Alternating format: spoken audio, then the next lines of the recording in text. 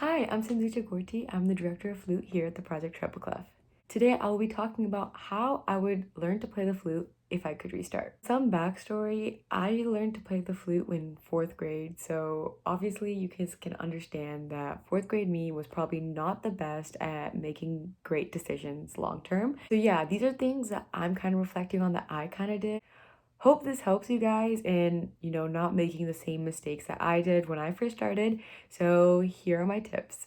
Number one, no one really talks about how hard it is to get a sound out of the flute. I've heard numerous horror stories where people are like, yeah, I picked up the flute, but then I couldn't make a sound, so I just picked another instrument. Very weird and awkward when you first start doing it because unlike every other instrument, the flute does not have like a direct or like a reed way of like inserting air into the instrument. You kind of have to like push the air downward, and that's super like no other instrument does it weird. I think the first thing I would say is not be discouraged by the fact that you're not making noise, because I think the first thing you have to learn is embouchure.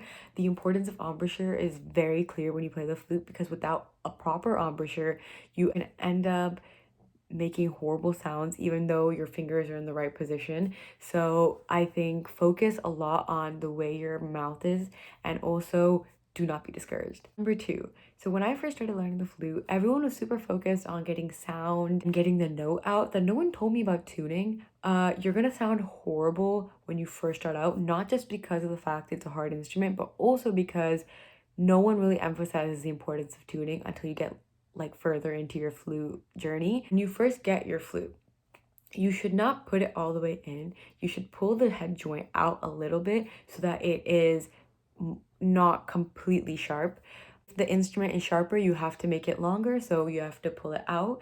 And then if the instrument is flatter, you have to make it shorter, so push it in. And these are the basics that I wish someone told me when I first started playing.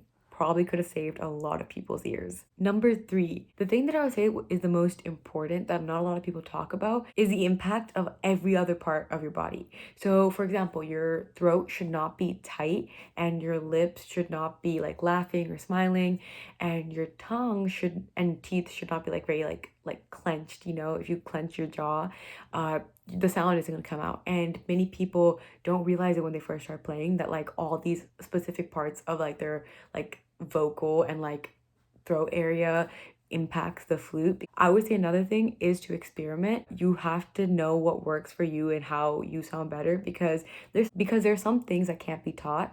Things such as embouchure is something that you learn through experience. By playing and playing, you kind of figure it out more. The last thing I want to say is that the most important part about playing the flute is to just have fun with it.